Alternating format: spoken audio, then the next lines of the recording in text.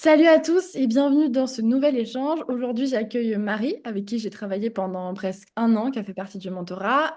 Marie, elle est coach de force et du coup, ensemble, on va parler en fait des blessures les plus courantes qu'on retrouve en FA, en tout cas que Marie retrouve en FA. Comment est-ce qu'elle gère ça? Qu'est-ce qu'elle peut mettre en place et puis les conseils qu'elle aurait à donner. Donc Marie, je suis trop contente de t'avoir là. Et puis, écoute, je te laisse te présenter et ensuite, on pourra commencer à parler de tout ça. Ok, merci pour l'invitation. Donc, je m'appelle Marie, je suis coach en musculation et en force athlétique.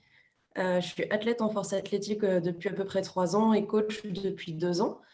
Et j'accompagne des personnes qui souhaitent devenir plus fortes, commencer le powerlifting, se perfectionner en powerlifting, commencer la compétition ou en loisir.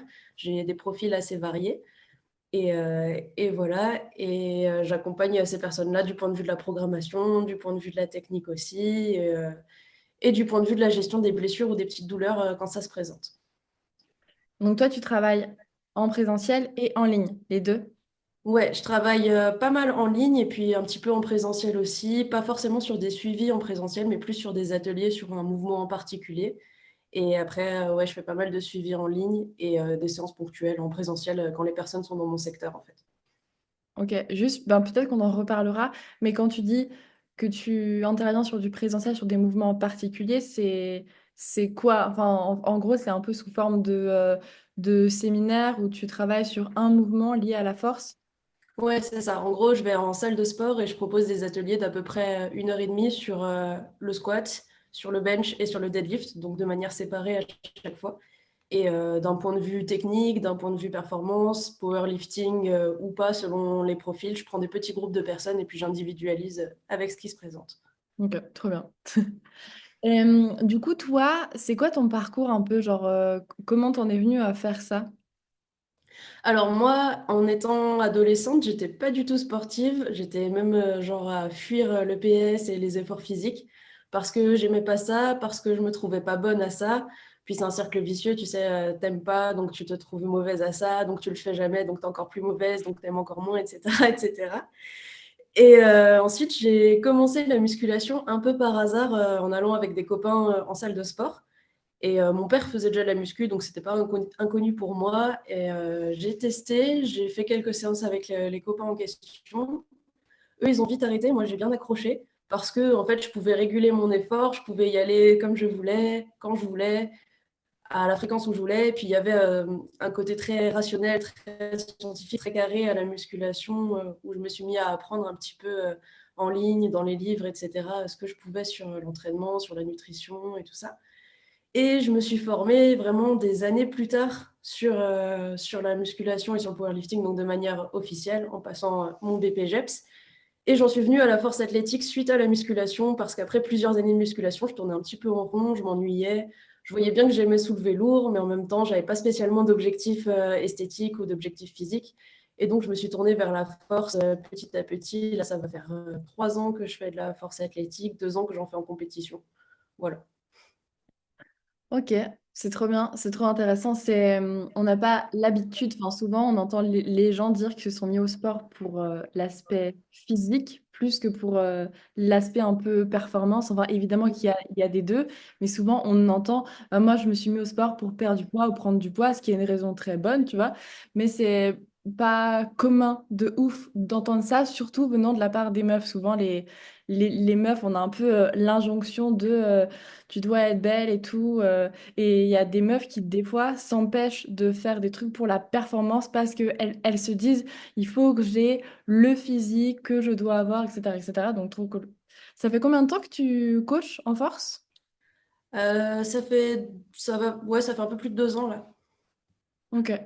Et du coup, donc toi qui t'es mise à faire de la force pour l'aspect plus performance et te sentir bien, c'est quoi un peu la vision que tu as du sport et de la FA de manière générale? Ouais. Alors, comme tu disais, c'est vrai qu'on rentre souvent dans les salles de sport par le biais du changement physique, des critères esthétiques. Moi, dans mon parcours personnel, j'étais pas quelqu'un qui était vraiment complexé ou qui avait besoin de perdre ou de prendre du poids. Donc, Et en même temps, le physique est quand même important et ce serait mentir de dire que j'ai pas aimé les changements que j'ai vus en allant à la salle et qu'aujourd'hui, je continue pas à apprécier mon évolution physique, tu vois. Je pense que ça peut aller ensemble et ça peut être tout à fait sain, mais je pense que c'est important que ce soit pas le seul objectif, en tout cas. Donc là, ma vision du sport et de la FA. Alors le sport, globalement, pour moi, je trouve que c'est un super outil de développement personnel au sens large, on va dire. Donc que ce soit du développement physique ou du développement psychologique, de la confiance en soi. Pour moi, c'est un super outil pour ça. C'est aussi un super outil pour te reconnecter un petit peu avec ton corps, parce que quand tu as passé ton adolescence à penser que tu n'es pas capable ou à penser que le sport, c'est pas pour toi et que tu n'y arriveras jamais, que de toute façon, tu n'en feras pas dans ta vie et tant pis, c'est comme ça. Bah forcément, de se remettre à la salle de sport, de voir qu'on est capable de faire des choses, qu'on peut s'axer vers la performance, et ben, ça redonne de la confiance en soi, de la confiance en son corps, de la confiance en ses capacités. Et dans tout ça, il y a aussi la santé. Donc pour moi, le sport, il ne faut pas oublier, même si on fait de la force athlétique, même si on en fait en compétition, même si on en fait pour la performance, que le sport, c'est aussi un outil pour la santé. Et que si on le pratique bien et qu'on vise un petit peu sur du long terme, et ben, on peut en faire vraiment un super allié pour la santé, pour quand on avancera dans l'âge aussi. Et pour parler plus particulièrement de la FA, moi j'ai envie de la rendre un peu plus accessible. J'ai envie de faire tomber un peu les barrières à l'entrée parce que souvent on le voit comme un sport qui est assez élitiste où il faut être très très fort tout de suite. Et en fait, bah, quand on commence la force athlétique, on n'est pas censé être très très fort parce qu'on commence. Et par définition, les personnes qui sont très fortes et qui inspirent les débutants à commencer, ben, elles ont commencé en tant que débutantes aussi et elles n'étaient pas forcément très très fortes. Donc j'ai envie de montrer qu'on peut commencer la force athlétique à n'importe quel niveau et qu'on peut la rendre accessible et qu'on peut la rendre inclusive aussi, qu'on n'a pas besoin d'être pile dans les standards physiques ou pile... Enfin, on peut faire de la force athlétique avec certains handicaps, on peut faire de la force athlétique en étant une femme ou en étant un homme, on peut faire de la force athlétique avec tous les aspects qu'on a, même si on n'est pas tout à fait dans les normes. Et je trouve qu'on a une vision de la force athlétique qui est un peu trop élitiste, un peu trop mystifiée par tout ce qu'on voit sur les réseaux aussi, et par certains athlètes qui peuvent véhiculer une image comme quoi la force athlétique serait un sport d'élite réservé aux plus forts et réservé aux gens qui ont une discipline incroyable et, et qui sacrifient toute leur vie pour arriver à être champion du monde, tu vois. Alors que je pense qu'on peut faire de la force athlétique en loisir déjà et quand même dire qu'on est un powerlifter ou une powerlifteuse. On peut aussi en faire en compétition et viser des corps perso et viser de la performance et continuer juste à prendre du plaisir et à trouver sa fun sans vouloir ou sans pouvoir être champion du monde. Enfin, voilà. Je trouve ça un petit peu dommage qu'il y ait plein de gens qui commencent pas parce qu'ils se trouvent pas assez forts et qu'ils savent qu'ils seront pas champions du monde et que du coup, bah, presque ça vaut pas le coup de commencer, tu vois. Alors Mm. que dans n'importe quel sport, quand tu commences le tennis, personne ne se dit que tu vas faire le grand chelem, tu vois. Et c'est normal. Donc voilà. Je te rejoins assez sur ça et c'est vrai que je trouve que ça fait combien de temps que tu fais de la FA? Ça fait 3 ans, ouais, dont deux de compétition à peu près. Ok. Je trouve que, bon, moi, je pratique plus la compétition depuis, ça va faire 5 ans, donc ça fait un moment. Mais je trouve que là, la FA, moi, il y a 10 ans, quand je disais que je faisais de la force athlétique, les gens, ils pensaient que c'était une discipline de l'athlétisme. Genre, il y en a plein, ils étaient là, ah, mais c'est du lancer, c'est du saut, c'est... Je suis là, quoi? Non! Et du coup, tu connais le fameux, c'est comme de l'haltérophilie, c'est le même principe, mais les mouvements sont pas les mêmes. Bref, Mm. du coup, il y a quelques années, la FA, c'était vraiment pas connu. Et là, je trouve qu'il y a vraiment un essor de la FA. Genre, aujourd'hui, j'ai l'impression que tout le monde connaît de la FA. Il y a de plus en plus de gens qui s'y mettent et de jeunes. Je vois, dans les salles commerciales, avant, j'étais la seule. Moi, j'ai commencé à m'entraîner à Fitness Park il y a 10 ans. Mhm. Aujourd'hui, à Fitness Park, à l'époque, j'étais la seule à faire ça. Enfin, en tout cas, une des seules, tu vois. Aujourd'hui, c'est pas rare. Dans les salles commerciales, il y en a plein qui font de la force. Tu vois, il y a de la magnésie partout et tout, machin. Il y a même des salles commerciales qui investissent dans du matos, hélico, Rogue, etc., etc. Et je trouve ça trop bien parce qu'il y a de plus en plus de gens qui s'y mettent. Par contre, je te rejoins assez sur le fait que il y a aussi beaucoup de gens qui se découragent hyper vite parce que j'ai un peu ce même sentiment que toi. Bon, moi, je suis un peu plus extérieure à la force maintenant parce que je suis plus dedans, mais j'ai un peu ce sentiment-là où En fait, on voit que des gens qui excellent de ouf, on voit que des gens qui font de la compète depuis des années et des années et des années, qui ont des records, qui ont des perfs de ouf. En plus, les minima augmentent. Et du coup, on voit des jeunes qui s'y mettent, ils s'y mettent depuis un an, et en fait, ils se trouvent hyper nuls parce que bah, ils n'ont pas les mêmes perfs que le champion du monde X, tu vois. Et je te rejoins ainsi sur ça, c'est un truc, je sais pas pourquoi. Mais je sais pas, peut-être que tu as une idée, tu vois, mais je comprends pas pourquoi on met pas assez l'accent dans la promotion de la FA sur le fait que ben, en fait, c'est un sport où ta progression, elle va être justement progressive, tu vois, et tu peux pas être champion du jour au lendemain. J'ai un peu l'impression que quand les gens s'y mettent, leur but, c'est d'être champion de France en un an. Tu vois, j'ai un peu Mhm. cette impression-là, et s'ils n'y arrivent pas, ben, c'est nul. Ouais, mais les minima augmentent et c'est chiant, machin. Oui, mais ça fait que un an que tu fais de la force, tu vois. Et j'ai un peu l'impression qu'il y a ce truc. D'un côté, il y a de plus en plus de gens qui s'y mettent. Et d'un autre côté, ben en fait, les gens se fixent des objectifs beaucoup trop inatteignables rapidement. Tu vois, j'ai un peu cette impression. Et du coup, il y en a qui se découragent vite ou qui se blessent beaucoup parce qu'en fait, ils grillent plein d'étapes. Ouais, clairement. Mais en fait, pour moi, il y a déjà la question des minima, là, tu l'as un peu abordé, où je pense c'est un sport qui est assez jeune, qui est assez récent au final, et en France aussi, enfin, qui, là, depuis quelques années, a un gros essor, mais qui est quand même assez récent. Et donc, on avait des minima, donc les barres minimum à faire pour arriver à un niveau France ou un niveau Europe, voire un niveau monde, qui étaient relativement bas et accessibles par rapport au niveau d'entrée nationale dans d'autres sports, tu vois. Donc, on s'est retrouvé avec un sport où, en fait, c'était possible en un an de faire des minima France, d'aller faire les championnats de France. Et là, petit à petit, ça devient de moins en moins possible parce que les minima augmentent. Mais on a gardé un peu cette image-là de, ouais, en FA, tu peux commencer et puis aller faire les minima, surtout chez les juniors et chez les femmes, parce que c'est là où ils étaient encore le plus accessibles, où tu peux aller faire des minima France en un an et puis aller faire les France l'année suivante, tu vois. Et on a été biaisé par ça, je pense. Et puis comme dit, c'est un sport en plein essor, on a l'impression que tout le monde en fait, mais tu as ce biais-là sur les réseaux sociaux où tu vois plus facilement les plus forts parce que c'est eux qu'on va regarder le plus, c'est eux qui vont se mettre le plus en avant aussi parce qu'ils ont des choses à montrer, etc.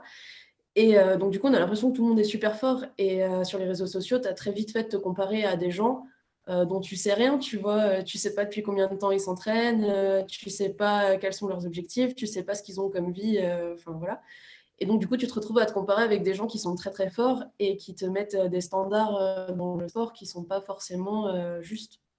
Enfin, moi, je le vois bien quand tu vas en compétition régionale, au final, le niveau, c'est pas un niveau France, tu vois. On a l'impression quand on regarde sur Instagram que tout le monde vise les minima France et que tout le monde a les minima France.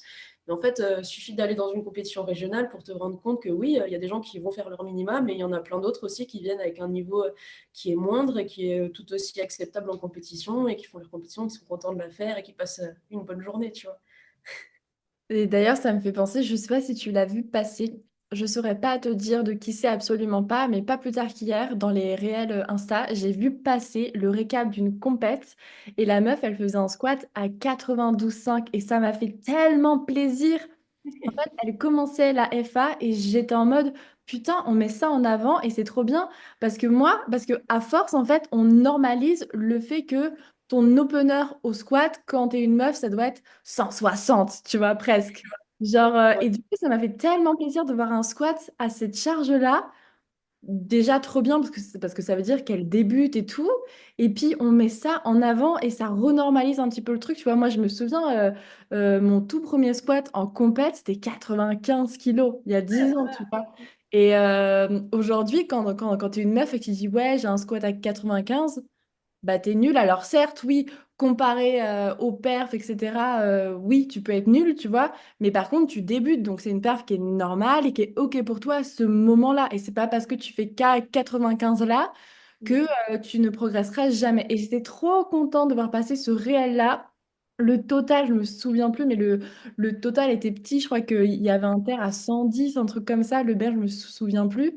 Mais je me suis dit, ouais, enfin, enfin un coach qui met en avant des perfs de quelqu'un qui débute la Mhm. F. Et c'est trop bien. J'étais trop contente. Je sais pas, tu l'as vu passer le réel ou pas? Ça me parle, ouais, ça me Ouais. parle. Mais j'en ai vu passer quelques-uns comme ça. Mais en fait, moi, j'encourage les gens et les gens que je coach et les gens que je fréquente qui font de la FA à aller en compétition et à y aller dès qu'elles ont envie, tu vois. Et j'entends des discours qui peuvent venir d'autres coachs ou d'autres athlètes parfois qui sont, je trouve, vraiment nazes. Allez, je dis des trucs là. Vraiment naze où en fait si t'as pas un certain niveau t'es pas censé aller en compétition parce que presque tu voles la place de quelqu'un qui serait plus fort que toi, etc., tu vois. Et qu'est-ce que tu vas en compétition si t'as un squat à 90, qu'est-ce que tu vas faire, tu vois. Mais en fait une compétition régionale, déjà il n'y a pas de minima, donc c'est pas pour rien. Ça veut dire que c'est ouvert à tout le monde à partir du moment où tu as tes lifts qui sont au standard, à partir du moment où tu peux te plier à l'arbitrage d'une compétition, bah, tu peux aller en compétition. Et je trouve ça bien que les gens y aillent parce qu'en fait, ça te concrétise un petit peu ce que tu as fait à l'entraînement, ça te permet de rencontrer des gens qui font la même chose que toi, tu prends de l'expérience en compétition si tu as envie de continuer la compétition après. Au niveau de la motivation, je trouve que c'est une super expérience aussi. Et en fait, il faut y aller, quoi, que tu aies des minima, que tu n'aies pas les minima, que tu aies des grosses perfs ou que tu aies des moins grosses perfs. Voilà, il faut y aller. Et je pense que c'est aussi le rôle des coachs d'inclure les personnes débutantes dans les compétitions et de leur expliquer comment ça fonctionne et de leur dire qu'elles ont leur place, quoi. Je suis tout à fait d'accord avec toi sur ce truc de compétition. Et j'ai une question parce que tout à l'heure, tu nous disais que, bah, en fait, il y a de plus en plus de gens qui se mettaient à la force, mais que en même temps, ce qu'on voyait sur les réseaux, c'était des gens qui excellaient énormément, etc., etc., et qu'on avait tendance à se comparer à des gens très, très, très forts. Pourquoi, pour toi, c'est quoi le risque de, quand tu débutes, de te comparer à quelqu'un qui est champion du monde? C'est quoi le risque pour toi là-dedans? Bah, après, déjà pour moi, il faut faire la différence entre se comparer et puis être inspiré ou admirer quelqu'un, tu vois. Tu peux tout à fait regarder des personnes qui sont plus fortes que toi et les trouver trop stylées et te dire, ouais, un jour, quand je serai grande, je veux être pareil et réussir les mêmes barres. Et ça, c'est pas un problème. Je pense que c'est sain et que c'est bien et que ça montre aussi que tu apprécies ce sport et que tu te projettes un petit peu plus loin. Après, au niveau de la comparaison, il y a un proverbe en anglais qui dit que la comparaison, c'est la voleuse de la joie, tu vois. Et que du coup, ben, je sais pas, moi, tu vas à la salle, tu réussis ton squat à 100 kilos et tu es trop content, trop contente. Tu rentres chez toi, tu regardes ta vidéo et tout, trop bien et tout. Et puis là, tu la mets en story ou pas, et puis tu vas sur Instagram et tu vois plein d'autres gens qui font des barres à 105, 110, 150, 200 kilos, tu vois. Et plus tu regardes des gens qui font des barres plus grosses que toi, et plus ta barre, bah, tu la trouves un peu naze, et tu te dis, ah, finalement, c'est pas tant que ça, et je suis un peu nulle et tout. Et donc, en fait, tu passes de quelqu'un qui était très content d'avoir réussi sa barre à 100 kilos parce que c'était la première fois que tu la faisais, et que, en fait, 100 kilos, bah, c'est bien, et tu es super contente, à quelqu'un qui est déçu de ne pas avoir fait plus, juste parce qu'en fait, tu as regardé des gens qui étaient capables de faire plus que toi. Et en fait, on ne fait pas ça forcément dans les autres domaines de la vie, tu vois. Enfin, on peut se comparer sur tous les plans de la vie et on est toujours moins bon que quelqu'un d'autre. Il y a toujours quelqu'un de meilleur que soi. Et donc, bon, ça, c'est pour l'aspect motivation, plaisir et fierté, on va dire. Mais après, t'as tout le tenant qui fait que ben, tu peux vouloir aller trop vite pour ressembler à ces personnes-là. Et ben, tu vas t'entraîner peut-être trop, trop souvent, alors que c'est pas en t'entraînant plus que tu seras forcément meilleur. Tu peux chercher à griller un peu les étapes, à mettre trop lourd d'un coup, à faire des mouvements qui sont... Enfin, je vois souvent des gens qui débutent par exemple le powerlifting et qui vont commencer avec une barre super basse dans le dos au squat, avec un sumo super large au deadlift, une prise extra large au bench, un pontage le plus haut possible et tout, juste pour essayer d'optimiser les mouvements et de gratter des kilos, alors que bon, si ta mécanique de mouvement de base, elle n'est pas forcément optimale, ça ne sert à rien d'aller chercher des optimisations qui normalement viennent plus tard dans la pratique. Et ben, en fait, tu peux te faire mal. Tu peux aussi te faire du mal mentalement et puis faire un burn-out. En fait, ça arrive aussi. Tu vois beaucoup de gens qui pratiquent à fond pendant 6 mois, un an et demi, et puis en fait, c'est des étoiles filantes, tu vois. Ils sont super bons au bout d'un an, et puis au bout d'un an et demi, il n'y a plus personne parce qu'en fait, ils se sont cramés les ailes, tu C'est tellement joliment dit. Euh, Est-ce que tu penses que du coup, quand tu es débutant comme ça et que tu as tendance à te comparer énormément aux gens qui ont des perfs de ouf et à te dire que ben toi t'es nul, etc., etc., et que du coup ben tu vas vite, est-ce que tu penses qu'il y a plus de risques de blessures et est-ce que c'est un truc que tu as pu voir toi, vu que tu es en salle? vois. Ouais. Ouais, clairement. Clairement. Déjà, il y a le côté, pour moi, il y a le côté des gens qui vont pas forcément être encadrés et ou alors qui vont faire du hors prog, du hors programmation tout le temps, tu vois, et qui vont toujours vouloir tester leur max.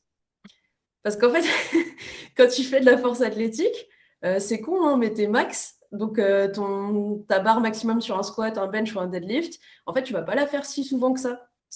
Tu vas la faire une fois je sais pas, tous les 6 mois ou tous les trimestres ou même une fois dans l'année peut-être, tu vois, ça dépend.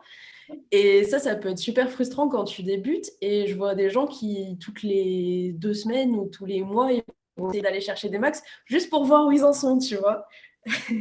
Sauf que oui, tu vas peut-être voir où t'en es, mais en même temps, tu vas accumuler énormément de fatigue. Et cette fatigue-là, tu vas pas forcément bien en récupérer. Donc, non seulement c'est contre-productif pour le reste de ton entraînement, mais en plus, en accumulant de la fatigue et en récupérant mal pendant plusieurs semaines, plusieurs mois, c'est là aussi où tu ouvres la porte aux douleurs et aux blessures. Et puis je pense que, ben, t'en parlais tout à l'heure un petit peu, mais de toute façon, c'est un truc que j'ai aussi vu moi quand je coachais en force, c'est qu'il y a beaucoup de débutants ou intermédiaires, entre guillemets, qui cherchent absolument à optimiser leur levier avant même d'avoir une technique qui soit OK, tu vois. Ils cherchent absolument à avoir le, le grip le plus large possible au bench et le pontage le plus grand, le plus proche du standard de compète. Mais à côté de ça, ils ont un leg drive inefficace, ils ne savent pas engager leur scapula, etc., etc. Et ça fait des compensations de ouf. Ça fait des deadlifts qui ne sont pas du tout en protraction, mais ça fait des Jefferson curl. Et comme ils n'ont pas la capacité d'encaisser ça, ça fait qu'au bout d'un mois, ben, j'ai mal au dos, j'ai mal là, etc., etc. Et moi, c'est un truc que je vois beaucoup chez les débutants, comme je te disais, là, dans les salles commerciales. Je vois de plus en plus de jeunes qui font de l'AFA et c'est trop bien. Il y en a qui s'entraînent bien, il y en a qui sont suivis par des coachs et il y en a qui s'entraînent un peu en testant leur max toutes les semaines, tu vois. Et du coup, moi, je parle un peu avec tout le monde et il y a souvent des jeunes qui me disent: Ah, bah là, j'ai un peu mal là, mais c'est pas grave, no pain, no gain, on y va. Et je suis en mode: ton no pain, no gain, il va durer 6 mois, hein. Après, ça va te ramener à la vie rapidement, tu vois. Ouais, bah pour moi, il y a ça. Et il y a aussi En fait, t'es pas musclé, en fait. Tu vois, quand tu commences... Alors, c'est pas parce que t'es le plus musclé que tu seras le plus fort. Par contre, plus t'es musclé, plus t'as potentiellement de la force, tu vois. Donc, une des manières de gagner de la force sur le moyen long terme, c'est aussi l'hypertrophie et la prise de muscle. Et donc, si tu commences et que tu n'as pas quelques années de musculation derrière toi, et même si tu as quelques années de musculation derrière toi, bah, tu as des muscles à prendre, tu as du muscle à gagner, tu as du poids à prendre. Et ça ne sert à rien d'aller chercher des optimisations techniques si tu pèses 60 kilos, tu vois, ouais, ou 50 si tu es petite, allez. Mais généralement, tu as d'abord du poids à prendre et des muscles à gagner, et une technique assez standard à apprendre avant de chercher des optimisations. Et en fait, c'est comme l'équipement. Tu vois, on voit aussi des gens qui commencent le powerlifting et qui sont full stuff SBD. Et oui, bah, c'est bien, tant mieux si tu as les moyens et pourquoi pas. Je sais qu'il y en a qui aiment bien commencer et faire commencer les gens avec tout l'équipement. Mais en même temps, si tu n'as pas un bracing sans ceinture, ça sert à rien d'avoir une ceinture. Si tu n'as pas une mécanique de squat potable, peut-être que c'est pas le moment de mettre des genouillères. Enfin, voilà. Donc, faut y aller étape par étape. Et c'est vrai que quand on commence et qu'on est super hypé de commencer le powerlifting parce qu'on en voit un peu partout, ben, on peut aller un petit peu trop vite sur ces choses-là. Ce que tu as dit, ça me fait penser au pack starter débutant, athlète de force, ceinture C'est SBD, ça. SBD, genouillère, protège-dents, magnésie, talc, ammoniac, paf, paf. Ça, Ammoniaque. j'en ai vu des gens débutants qui se hypaient à chaque training avec de l'ammoniac. Je me suis dit: oh là là là là. Mais la hype, tu vois, la hype, c'est aussi un vrai sujet parce que tu vois passer sur Insta ou sur TikTok des gens qui se hype de ouf, donc qui se mettent dans un état d'excitation de ouf pour aller faire leur barre et qui se tapent la tête dans les murs, qui prennent de l'ammoniac, qui gueulent, tu vois. Et bah, ça arrive, il y a des gens pour qui ça fonctionne et pourquoi pas si c'est ton max ou ta compétition, tu fais comme tu veux. Mais les gens, ils se rendent pas compte aussi que de faire ça à chaque entraînement, bah, c'est aussi de la fatigue et du stress. Parce qu'en fait, tu te mets dans un état de stress pour aller réussir une performance, mais si tu le fais toutes les semaines, bah, ça reste du stress qui s'accumule, quoi. Et puis après, souvent, ben, enfin, en tout cas, derrière, il faut avoir la capacité de renormaliser pour revenir dans un état de stress bah, adapté à la vie quotidienne ou quand tu es chez toi, ben, tu n'as pas besoin d'être hypé. Et il y en a plein, même chez les athlètes de niveau avancé, hein. Mais il y en a plein, en fait. En tout cas, moi, ce que j'ai vu en réhab, c'est que des fois, il y a des athlètes qui me contactent parce qu'ils ont un peu mal là, ils savent pas trop pourquoi. Et en fait, quand je regarde comment est-ce qu'ils s'entraînent, ben en fait, les mecs, ils s'entraînent 7 jours par semaine avec des trainings de 5 heures, 4 heures, une intensité de... Et en fait, à côté de ça, ils dorment 4 heures par nuit, ils ont un taf qui leur plaît pas, ils se sentent pas bien, ils mangent pas bien, ils boivent pas correctement. Et ben, en fait, ils sont tout le temps dans le stress plus. Et en fait, à un moment donné, ton système nerveux, il dit stop, tu vois. Et ça, c'est un truc qui arrive, je pense que tu sois débutant ou avancé, quoi. Ouais, ouais, je suis d'accord. Euh, c'est quoi, toi, du coup, bah, qui fait un peu le lien avec ce qu'on disait là, les erreurs, les problèmes les plus fréquents que tu rencontres chez les athlètes de FA? Et est-ce que tu vois une différence entre les athlètes, en tout cas débutants, et les athlètes avancés dans les erreurs qui peuvent être commises? Ouais, oui, heureusement qu'il y a une différence quand même avec la pratique. Ou alors c'est que tu as raté certaines étapes et que peut-être t'es pas assez bien encadré. Mais normalement, quand tu avances dans ton parcours d'athlète, tu fais quand même de moins en moins d'erreurs. Ou alors en tout cas, c'est pas les mêmes. Mais je pense que ouais, la première erreur, la grande catégorie d'erreurs, ça va être de commencer avec une programmation qui soit est inexistante, soit qui est un petit peu inadaptée. Et bah, en fait, quand tu sais pas du tout programmer en force athlétique, tu te retrouves vite à faire des entraînements qui sont désorganisés, à avoir une intensité et un volume, donc un nombre de séries par semaine qui est complètement aléatoire et qui peut être trop ou trop peu. Alors si c'est trop peu, généralement c'est pas trop grave, tu vas juste progresser moins vite, mais au moins potentiellement tu te feras moins mal. Mais par contre, on a souvent tendance à en faire trop, je trouve, à faire trop de séries, à faire trop d'intensité, à faire trop de séances dans la semaine. Et ça, c'est la première erreur que je vois souvent. Généralement, quand tu te fais encadrer, si le coach ou la coach est compétent, bah, ça va, ça se normalise. Mais chez les personnes qui commencent en auto-coaching, des fois, c'est vrai que la programmation, elle manque de périodisation aussi. Donc, il n'y a pas de période un petit peu moins demandeuse pour récupérer, il n'y a pas de deload, il n'y a pas forcément il n'y a pas forcément une programmation adaptée. Moi, je vois souvent ça en termes de programmation. Et puis après, bah, il y a toutes les erreurs techniques qu'on peut faire. Moi, je trouve que c'est rare. Tu me diras ce que tu en penses, mais je trouve que c'est rare de se blesser sur une répétition dans une série, tu vois. C'est plutôt l'accumulation d'erreurs techniques sur la durée, que tu vas répéter pendant des semaines et des mois. Et puis là, tu vas commencer à avoir une petite gêne. Mais comme tu as dit avant, no pain, no gain. Et on a beaucoup cette image-là dans le powerlifting. Et tu vas continuer à t'entraîner dessus quand même.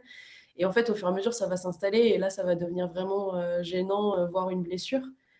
Donc après, on peut parler des erreurs techniques précises si tu veux. Mais je trouve qu'il y a ces deux grandes catégories-là. Donc tu as vraiment tout ce qui est programmation, tout ce qui est technique. Et puis après, tu as un truc que tu rajoutes par-dessus tout ça, qui est vraiment la récup et l'hygiène de vie. Et où tu peux vraiment tout empirer ou tout améliorer avec l'hygiène de vie et la récup. Tu vois. C'est clair. Bah, enfin, c'est con, mais c'est la base en vrai, hein. Bah, tu le sais, tu as travaillé avec moi pendant 1 an et ça fait toujours rire quand je le dis. Mais si tu as une hygiène de vie ben, qui n'est pas adaptée, tu dors 5 heures par nuit, tu manges mal, tu respires hyper mal, ben, tu performeras jamais, que ce soit dans ton sport, dans ton business, peu importe, tu vois, parce que tu seras déjà trop en vigilance plus. Et ça peut Mhm. paraître vraiment con, mais c'est hyper important. Et je rajouterais à ce que tu as dit, ce que tu as dit avant, une des erreurs, je pense, qui est super importante pour les athlètes qui débutent, qui doit être évitée, c'est le fait de vouloir, bah, ça joint le fait de ne pas avoir de prog, de ne pas être encadré, mais c'est le fait de vouloir aller trop vite, avoir tout l'équipement SBD, vouloir faire des max à chaque séance, etc. Ben, c'est des athlètes qui se crament super vite. Mais ça rejoint complètement le premier point que tu as dit. Mais je voulais un peu mettre l'accent dessus parce que c'est un truc que je vois beaucoup sur les réseaux, tu vois. Donc, Ouais. euh, ok. Ouais, bah, ce que je dis aux personnes qui débutent, qui me posent la question pour l'équipement, c'est l'équipement, c'est un peu comme le maquillage, tu vois. En fait, c'est pour mettre en valeur des trucs que tu as déjà, tu vois. Et donc, si t'as pas de bracing, ça sert à rien de mettre une ceinture. Si ton squat il est pas bon, ça sert à rien de mettre tout de suite des genouillères. Si ton poignet, tu sais pas comment il est placé, ben, ça sert à rien de cacher ça avec des bandes de poignet. Enfin voilà. Donc, à mon sens, il vaut mieux commencer et introduire l'équipement petit à petit que de commencer avec tout l'équipement. Mais même chez les avancés, moi en tout cas, bon là on est un peu plus dans le truc technique, etc. Mais souvent les athlètes que j'ai eus en suivi en réhab, il y avait des douleurs, etc., etc. Et moi je regarde énormément la respiration. Et souvent c'est Mhm. des athlètes qui ont beau faire de la force, du strong, etc. depuis 10 ans. Mais en fait quand je regarde, ils ne savent pas avoir un bracing correct. Et leur respiration au quotidien, c'est une cata. Donc déjà, ils savent pas respirer correctement. Mais alors en plus, ils viennent mettre une ceinture dessus qui fout encore plus le bordel qui alimente la dysfonction. Ben, en fait, c'est pas étonnant que tu mal là, là, là, parce que tu es complètement déglingué, tu vois. Donc Ouais. je te rejoins complètement sur ce truc.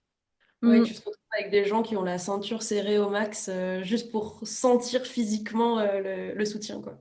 Ou des genouillères XXS alors que tu fais 102 kilos. Ouais, laisse tomber. Moi, je crois que j'arrêterais le squat si je devais passer 20 minutes à mettre mes genouillères. Ah, c'est trop chiant, putain. En plus, il y en a plein qui cèdent, tu sais, pour les mettre avec Ouais. des bandes. Et, Ouais, on vous voit en salle de chauffe en compétition. ouais, et normalement, t'es pas censé t'aider d'une aide extérieure s'il y a un juge qui vient voir ou quoi, tu peux te faire cramer, tu vois. Ouais, bah, j'ai vu un gars au régional à qui on a demandé de descendre du plateau de squat et d'enlever et de remettre ses genouillères. Bah, c'était pas simple. Voilà. Oh, Ça arrive. waouh. Ok. Et du coup, là, je te parlais de la respiration. C'est quoi, du coup, les erreurs techniques que tu vois le plus chez les athlètes de FA? Alors, le bracing et la respiration, t'en as parlé, mais enfin, c'est un truc de ouf, hein. Ouais. Ouais, ouais, le bracing, tu sais, qui est hyper thoracique, qui vient par le haut du corps, là, on en voit beaucoup. Euh, Après, je trouve que ça va souvent avec le bracing, mais tu as tout ce qui est placement du bassin, tu vois, notamment sur le squat, sur le deadlift. En fait, si tu veux avoir un bon bracing, tu es censé avoir, en gros, je simplifie, le bas de tes côtes et ton bassin aligné. Et bah, souvent, on voit soit ça part aligné et puis ça se déforme au fur et à mesure du mouvement, parce que le bracing est pas efficace, parce qu'on ne maintient pas bien cet alignement-là. Et ouais, ouais, le mauvais bracing, je le vois souvent, ou alors il est carrément inexistant. On sait juste qu'il faut respirer un peu par le ventre, mais on n'a pas toute la mécanique en tête parce qu'un bracing, c'est quand même un petit peu complexe, hein. Au début, il y a plusieurs étapes, etc. Et ce que je vois souvent aussi, c'est le placement des épaules au bench. Clairement, 90% du temps, quand la personne a mal aux épaules en faisant du bench, c'est que ses épaules ne sont pas placées comme elles devraient. Donc, on veut des épaules qui soient surtout placées vers le bas, donc des omoplates, des scapulas qui sont une dépression scapulaire, donc des omoplates qui sont tirées le plus vers le bas possible et qui sont fixes, surtout donc des épaules qui ne vont pas bouger d'avant en arrière sur ton mouvement. Et ça, malheureusement, c'est pas toujours acquis ou alors pas complètement. Et si la programmation à côté est carrée, bah, souvent c'est ça qui va pêcher. Après, ouais, globalement, je trouve ce qui pêche souvent sur les mouvements de deadlift et de squat, ça va être la mise en tension aussi. Tu vois, le fait de savoir mettre de la tension dans ton corps. Donc, ça veut dire utiliser ton bracing, ça veut dire utiliser tes dorsaux correctement, enfin, créer de la rigidité dans ton corps pour résister en fait aux charges que tu vas lui imposer, pour que ce soit ton corps qui encaisse et la barre qui bouge, et pas la barre qui décide ce que ton corps va subir, en gros. Et toi, du coup, tu mets, alors je te demande pas dans les détails, mais tu mets quoi en place dans ta façon de faire, dans ta façon de proposer des choses, d'expliquer, tu abordes les choses comment pour corriger ce genre de problème ou en tout cas amener à ce que la personne elle sente une différence, à ce qu'elle prenne conscience d'eux. C'est quoi, toi, que tu vas mettre en place pour corriger ça? Bah, alors, ça dépend si c'est en présentiel ou en ligne. En présentiel, je vais beaucoup montrer sur moi. Je vais aussi, ça m'arrive souvent aussi de filmer la personne pour lui montrer. Parce qu'en fait, c'est pas évident quand tu es en mouvement de te rendre compte de comment tu es placé et à quoi ça ressemble de l'extérieur. Donc, quand c'est du suivi en ligne, ça se fait bien aussi. Tu demandes à la personne de se filmer et de t'envoyer un retour en vidéo. Tu peux demander à voir certains angles précisément, etc. Donc, quand c'est en présentiel, ben, je le montre à l'athlète en direct et je lui montre un petit peu à quoi ça devrait ressembler sur moi. Tu vois, comme ça, il a le comparatif entre ce à quoi ça ressemble quand il le fait et ce à quoi ça ressemble quand moi je le fais. Et quand c'est en ligne, ben, c'est le même principe, sauf que c'est en décalé. Et je vais soit prendre des screens sur la vidéo de la personne, des captures d'écran, et puis dessiner dessus pour lui montrer où elle est censée être placée par rapport à comment elle est placée actuellement. Je vais aussi lui envoyer des vidéos de démonstration de moi. Et ce qui est important aussi, je trouve, c'est que je vais impliquer la personne dans sa programmation. Si par exemple, je vais lui programmer une variation technique, donc un tempo ou quelque chose comme ça, pour essayer de bosser sur un point précis, bah, je vais lui dire, cette variation-là, ce tempo-là, il va nous servir à bosser sur tel défaut sur ton squat ou sur tel point où tu galères un petit peu. Donc c'est sur ça que tu vas devoir te concentrer. Tu vois, j'essaye d'introduire comme ça des focus techniques dans la programmation parce que je trouve que si tu es au courant de pourquoi tu fais les choses, bah, tu es tout de suite plus attentif, tu es plus impliqué aussi et ça fonctionne mieux en fait, tout simplement. Et par exemple, avec la respiration, tu fais pareil? Avec la respiration au quotidien, tu veux dire? Non, genre quelqu'un qui va avoir un bracing haut, donc qui va être comme ça. Tu Ouais. gères comment? Tu donnes juste le tips de garde les épaules basses? Non, quand c'est des aspects vraiment techniques comme ça, je vais reprendre de la base en fait. Je vais réexpliquer. Parce qu'en fait, souvent, on l'a jamais entendu, un bracing, toutes les étapes en entier, puis les prérequis, etc. Tu vois? Donc, je vais reprendre la base de ça avec la personne. J'ai des contenus qui sont filmés aussi là-dessus que j'envoie quand j'ai des personnes en suivi. Et puis, quand c'est en présentiel, on travaille dessus directement.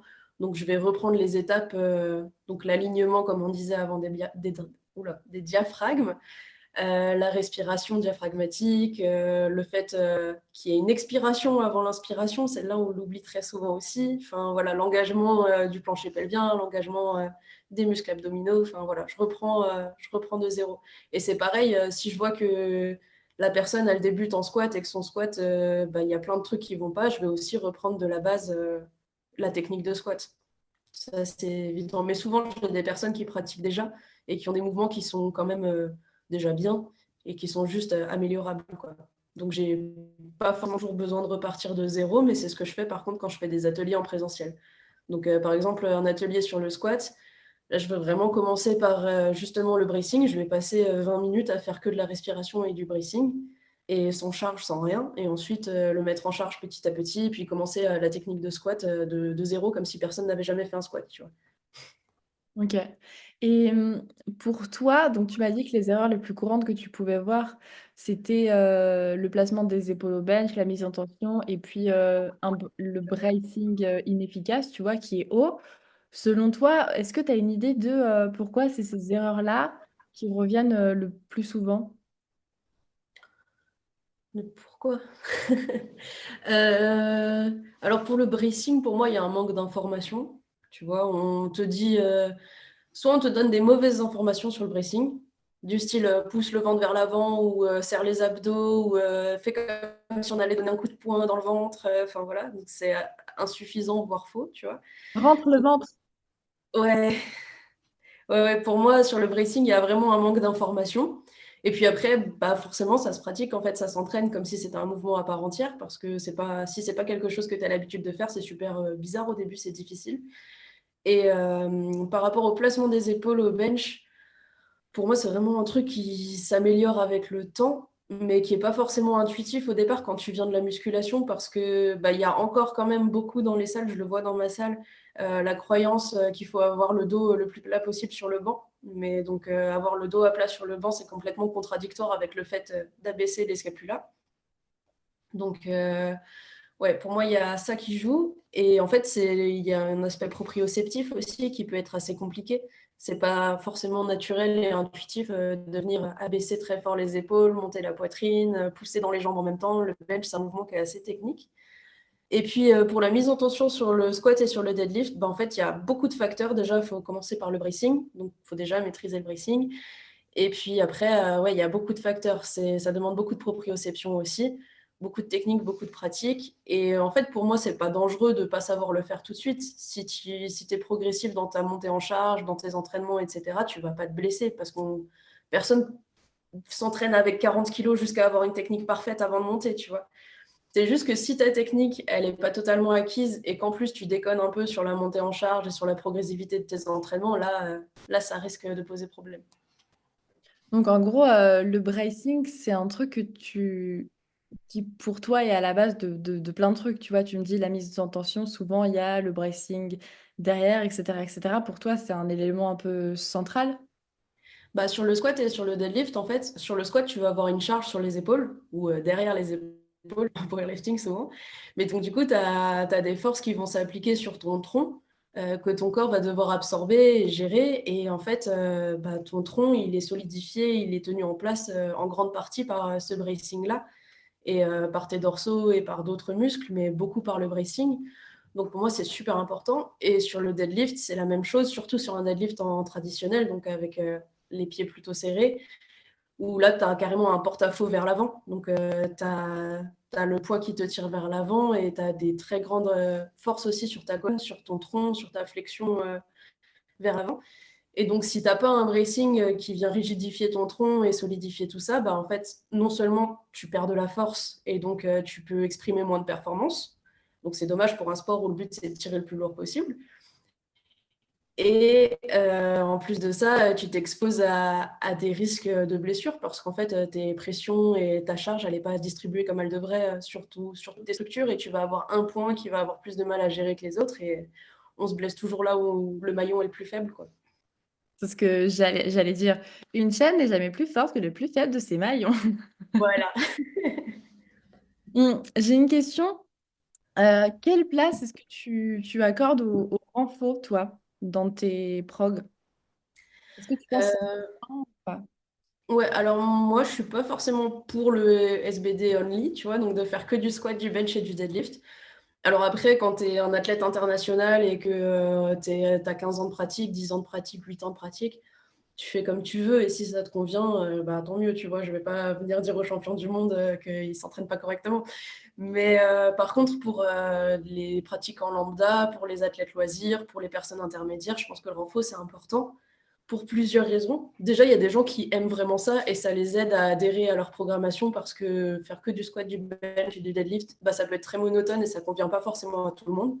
Donc, le fait de rajouter du renfort, ça permet quand même d'explorer un peu d'autres mouvements, de rendre le truc un peu plus fun, un peu plus sympa. Et bah, notre corps, il n'est pas forcément fait pour bouger que sur 3 mouvements non plus. On est quand même dans une société où on est de plus en plus sédentaire et où souvent la seule grosse activité physique de la semaine, ça va être les entraînements. Donc, si déjà on fait que ça ou presque comme activité physique dans la semaine, c'est dommage de se limiter à seulement 3 mouvements, tu vois. Donc, on a un corps qui est fait pour bouger dans plus d'amplitude que ça. On a des articulations qui ont besoin de mouvements dans d'autres directions pour rester saines. Et je trouve que quitte à devenir fort, c'est bien de devenir fort sur un peu plus de mouvements que juste le squat, le bench et le deadlift, ne serait-ce que philosophiquement et aussi d'un point de vue santé. Donc moi, je pense que le renfort, il est important et il est important aussi pour la proprioception chez les débutants. Apprendre à placer son corps dans l'espace, savoir comment on contracte tel ou tel muscle. Enfin, voilà, par exemple, contracter ses dorsaux sur un deadlift, c'est beaucoup moins facile que de contracter ses dorsaux sur un tirage ou sur un pullover, tu vois. Donc, si tu sais pas contracter du tout tes dorsaux, chaud d'apprendre à faire ça directement sur un deadlift. Et puis, on en a parlé tout à l'heure aussi, mais quand on débute ou quand on est intermédiaire, on a toujours du muscle à prendre et on le fait d'autant plus avec le renfort, quoi. Hmm. Ouais, puis c'est vrai qu'il y a ce truc aussi, on n'en a pas parlé, mais les débutants, souvent, bah, du coup, ils voient beaucoup de SBD, SBD, ça suffit, je fais du SBD tous les jours et aucun renfort et ça marche, mais ils oublient peut-être que bah, le mec il s'entraîne depuis 20 ans, que peut-être avant il a fait du body ou d'autres sports et que Ouais. physiquement il est là et il a beaucoup moins besoin de renfort que Paul, 18 ans, qui a jamais fait de sport et qui se met à la force, tu vois. Donc en tout cas, je te rejoins assez sur ça et moi je pense que le renfort c'est important tout le temps, en fait, pour n'importe qui, plus ou moins en fonction du niveau, de la condition de la personne, de la période dans laquelle tu te trouves. Tu vois, si tu es en période de compète ou tu es en hors saison, plus. Mais Mm. je te rejoins assez pour dire que c'est assez important. Donc cool, je te rejoins sur cette vision. Euh, Est-ce que tu aurais un conseil à donner pour les gens qui aimeraient se mettre à la FA? Pouah, ouais. Alors, si je devais en donner un seul, ce serait de trouver pourquoi tu veux faire de la l'AFA et d'essayer d'être sûr que les non mais et d'essayer d'être sûr que les motivations elles viennent de toi et que tu t'y pas parce que c'est une mode ou parce que tes potes ils font ça ou parce que tu as l'impression que tu as un potentiel. Ça j'entends beaucoup aussi. Ah oui mais en fait dans ma salle moi, j'avais un potentiel, moi j'aime pas trop ça mais bon si je peux être champion de France je prends tu vois. Mais ouais, ok, mais si t'aimes pas vraiment ça, t'es pas obligé d'en faire. Il y a plein d'autres sports à faire. Et je pense que c'est important de trouver les bonnes raisons de faire de la force athlétique et que les raisons, elles viennent de toi et que ce soit une envie de progresser sur du long terme. C'est un sport à maturité tardive, on dit. Ça veut dire que tu vas devenir plus fort avec le temps et ça va prendre des années. Et en fait, si tu commences là maintenant, que tu n'es pas trop sûr et que dans un an ou deux t'arrêtes, bah, tu ne seras pas à ton plein potentiel et c'est pas grave, tu auras testé un truc.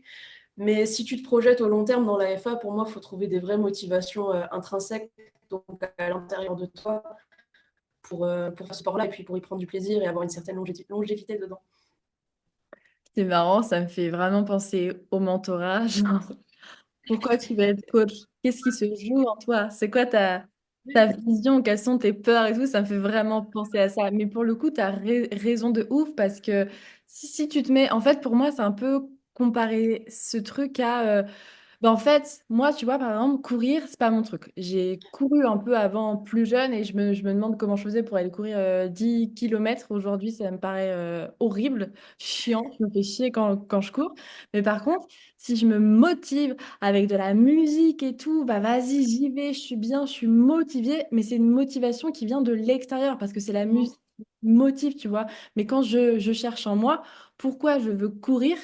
En fait, j'ai pas envie, tu vois. Et je pense que pour ça qu'il y a des gens aussi qui s'arrêtent assez rapidement parce qu'ils sont motivés par les copains, par plein de trucs extérieurs. Mais le jour où ils ont plus ça, ou qu'il leur arrive un truc, une blessure, tu vois, un truc, bah, pendant 2 mois, tu peux pas t'entraîner, tu as un problème ou quoi, bah, en fait, ça tombe à l'eau parce que ça vient pas de là, tu vois. Si tu prends mon exemple, en ce moment, j'ai mes petites béquilles, je suis blessée parce que je me suis cassé la gueule en skate, tu vois.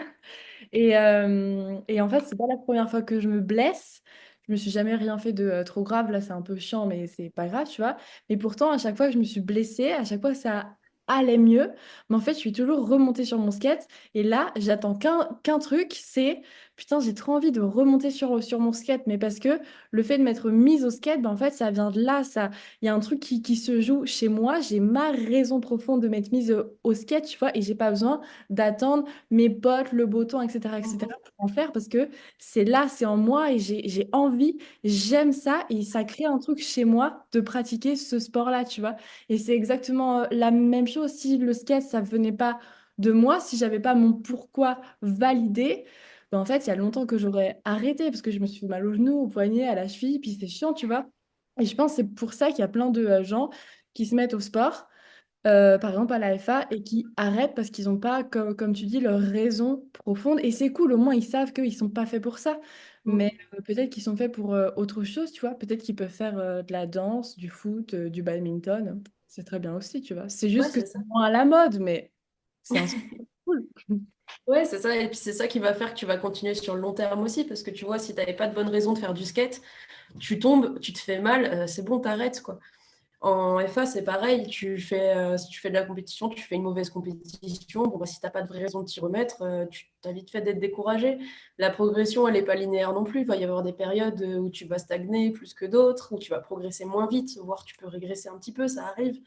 Et si tu n'as pas une raison long terme de faire ça, Bah, c'est quand même un sport, et en vrai, c'est un sport qui est chiant aussi, hein. Enfin, je veux dire, on fait tout le temps les mêmes trucs. Il y a des périodes où on n'a pas forcément envie de faire ces trucs-là et il faut les faire quand même. Il faut être super régulier. Enfin, voilà. Donc, si t'as pas une vraie raison de le faire et de savoir pourquoi tu le fais, et ben, t'as vite fait d'arrêter.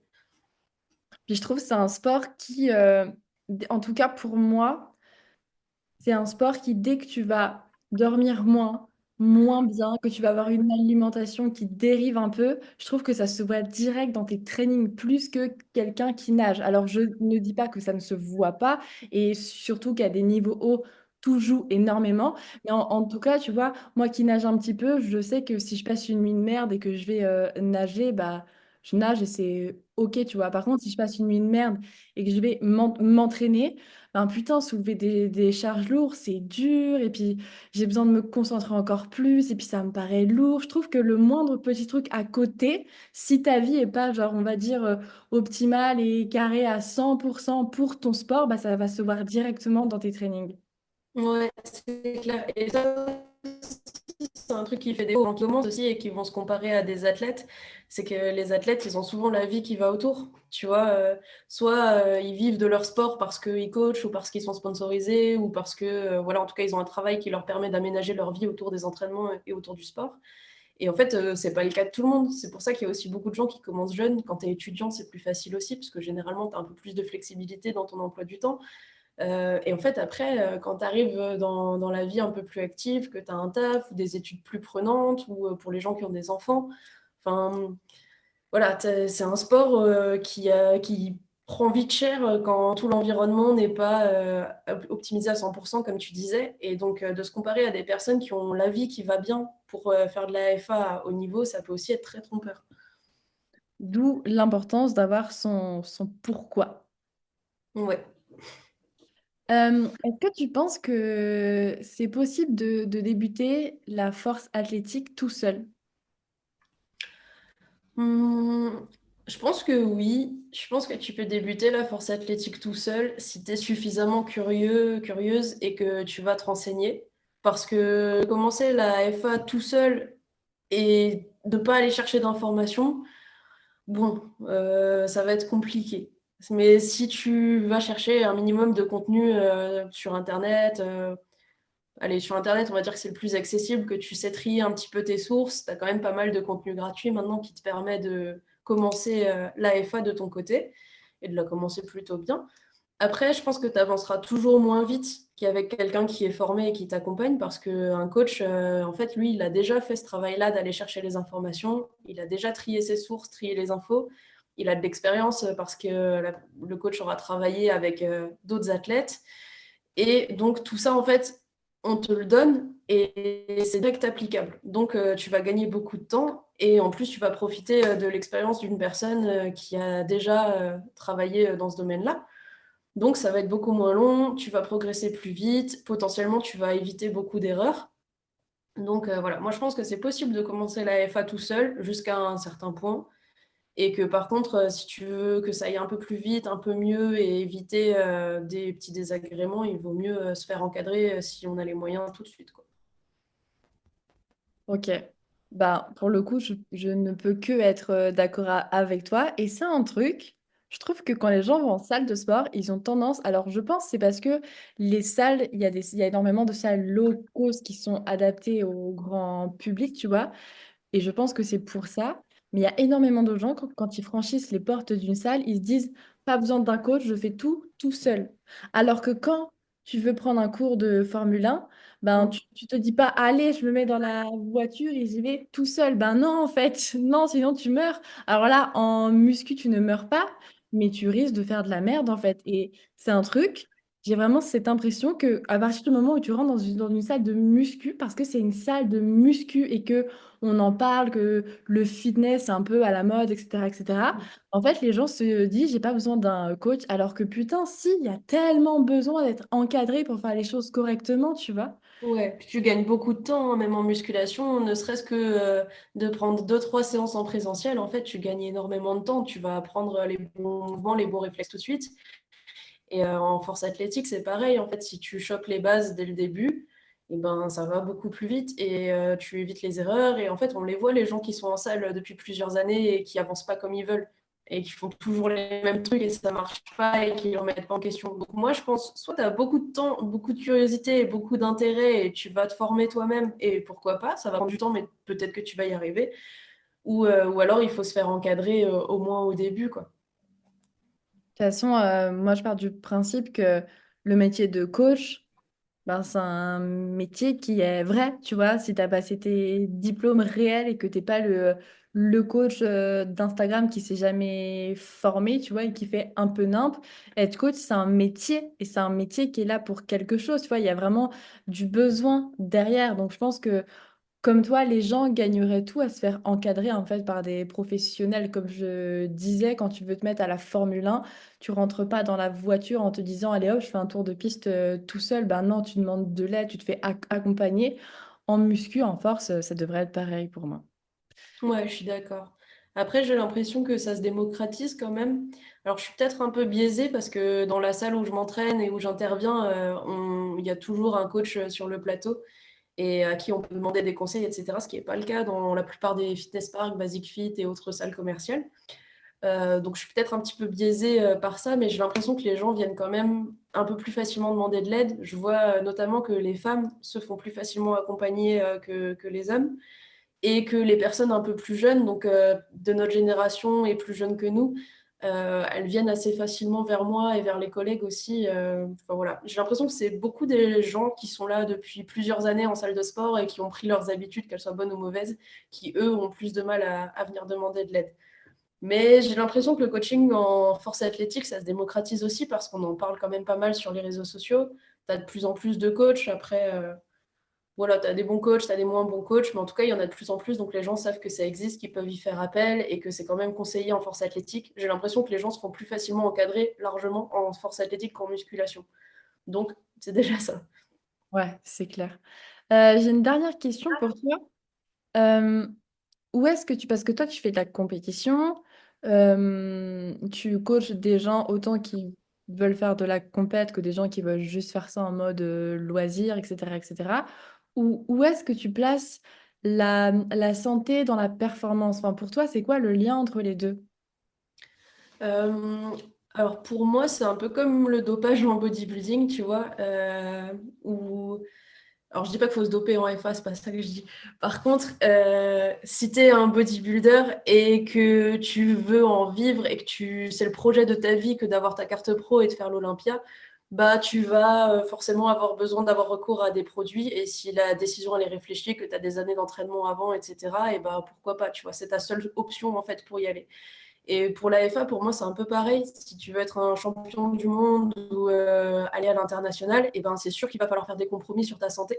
Parce qu'en fait, tu vas avoir des échéances, tu vas avoir plusieurs compétitions par année, tu vas avoir des échéances où tu vas être obligé d'aller parce que tu as des sponsors, parce que tu as des obligations, etc. Et dans ce cas-là, tu peux beaucoup moins compromiser sur ce planning-là pour ta santé, quoi. Par contre, quand tu es un athlète débutant ou à un niveau national, enfin voilà, je pense que tu dois privilégier ta santé parce que déjà, il y a une histoire de longévité. Et si ton projet... Oula, j'ai du mal là. Si ton projet, c'est de continuer la force athlétique suffisamment longtemps pour arriver à un très bon niveau, et ben, tu es obligé de prendre en compte ta santé parce que c'est ton corps et ta santé qui vont te permettre de continuer ce sport et d'aller plus loin et de progresser. Par contre, je pense que c'est évident que plus tu vas loin dans ce sport-là, plus tu vas devoir faire des petits sacrifices au niveau de ta santé, au niveau de ta récup, etc.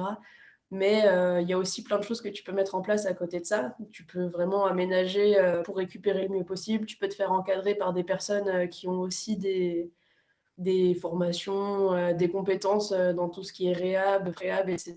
pour prendre le plus tôt possible tes petites gênes qui peuvent arriver, les petites douleurs, tout ça. Et puis de faire une programmation adaptée.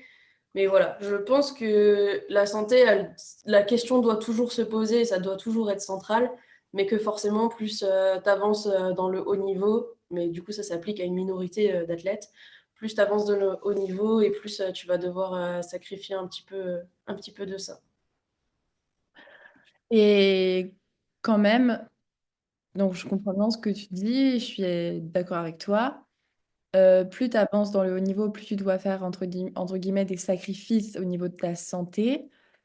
Mais est-ce que pour toi, dans le sport performance, où Mhm. tu peux aller vers le haut niveau, etc., tu dois accorder une grande place à la santé ou pas? Bah oui, oui, oui, complètement, parce que déjà pour moi c'est un spectre, tu vois, c'est pas d'un coup je fais du sport performance, bah je fais plus du tout du sport santé. Tu vois, il y a tout un nuancier quand même entre les deux. Et la question de la santé, tu es obligé de la mettre au centre, parce que si tu veux perdurer dans ce sport-là, que tu veux performer et que tu veux pouvoir continuer suffisamment longtemps pour devenir vraiment bon, tu es obligé d'être en bonne santé. Et en fait, je suis pas forcément d'accord avec le truc du no pain, no gain, comme on dit, comme tu disais tout à l'heure. On a souvent ce truc-là dans la force athlétique d'entendre ouais, c'est normal d'avoir des douleurs quand tu prépares une compétition et c'est normal d'avoir mal des fois et d'avoir des gênes et ah ouais, t'as mal à l'épaule, mais t'inquiète, tout le monde quand on bench on a mal à l'épaule. Ben, en fait, non, c'est pas vrai, c'est pas normal d'avoir des douleurs, c'est pas normal de les traîner pendant des semaines et des mois. Et ta santé, la question doit toujours se poser pour moi. Ok, ça marche. Ce que tu dis, juste petite anecdote, moi quand j'ai commencé la force il y a longtemps, pas longtemps, il y a 10 ans, euh, moi je me suis jamais blessée vraiment en force. En fait, je me suis pas fait mal sur un truc. Et je crois au bout d'un an de pratique, je voyais plein de monde autour de moi avoir un peu mal, tu vois, mal au coude, à Ouais. l'épaule, au genou, au dos et tout. Et moi, je trouvais ça trop chelou que moi je n'ai pas mal. Et j'avais, alors tu vas te dire, mais elle est complètement pétée du plomb, celle-là. Mais j'avais eu envie de me blesser pour me dire, ah, je fais partie des athlètes qui font de la FA, tu vois? Parce qu'en Ouais, fait, c'est tellement normalisé le fait d'être blessé, d'avoir mal, que du coup, tu te dis, putain, mais moi, si j'ai pas mal, c'est que peut-être je progresse pas assez, je progresse pas bien, etc., etc. Mais pas du tout! Pas du tout, tu vois. Et moi, à l'époque, je m'étais vraiment dit, putain, j'aimerais bien me faire mal. Bon, après, le ouais. temps m'a rattrapé, je me suis vraiment fait mal pour le coup quelques années plus tard, tu vois, j'aurais jamais dû dire ça. Mais sur le coup, au bout de mes 1 an de pratique à peu près, je trouvais ça trop chelou que j'ai pas de douleur. C'est incroyable ça quand même. Ouais, je suis d'accord. Moi non plus, j'ai pas de blessures, j'ai pas de douleurs qui me gênent, etc. Et j'en ai plein autour de moi qui pratiquent et qui ont mal et qui trouvent ça normal, tu vois. Et même sur Insta, t'en vois passer tout le temps des ah oui, là je fais des quarts de squat depuis 2 mois parce que mon dos il me permet pas de descendre plus bas. Alors bon, parfois bah tu t'es blessé, tu peux rien et effectivement t'es en train de récupérer et c'est comme ça. Mais si tous les 3 mois tu te bloques le dos, bon, ben, peut-être qu'il y a quelque chose à faire quand même, plutôt que de gérer chaque blocage de dos au moment où il est là, quoi. Ah bon? Je sais pas, hein, je dis ça comme ça. Ok. Écoute Marie, est-ce que tu as un dernier truc à rajouter pour les gens qui font de la force et qui aimeraient pratiquer au long terme? Est-ce que tu as un conseil à donner applicable sur le terrain, si tu Bah, veux? je vous encourage de ouf à aller vous faire encadrer, en fait. Enfin, que ce soit dans les clubs de force, si vous en avez près de chez vous, il y a souvent des coachs ou des pratiquants plus avancés qui peuvent vous aider. Que ce soit par du suivi en ligne, on est quand même plusieurs à en proposer. Que ce soit par un coach en présentiel. Enfin, voilà, je vous invite vraiment à vous faire encadrer et à avoir une programmation qui est faite pour vous et qui est adaptée. Parce que les programmations génériques, c'est bien, c'est mieux que rien souvent, mais vraiment une programmation qui est adaptée à vous et à votre rythme de vie et qui peut s'adapter en temps réel aux changements.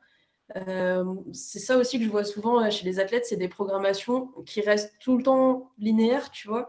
Et même quand vous êtes suivi par un coach, il ne faut pas hésiter à aller communiquer avec ce coach-là et à dire, ben, en ce moment, je suis fatiguée parce qu'il y a ceci, cela, et en ce moment, j'arrive moins à m'entraîner. Et en fait, là, franchement, faire 4 entraînements par semaine, c'est chaud, j'y arrive plus, ça me stresse, machin.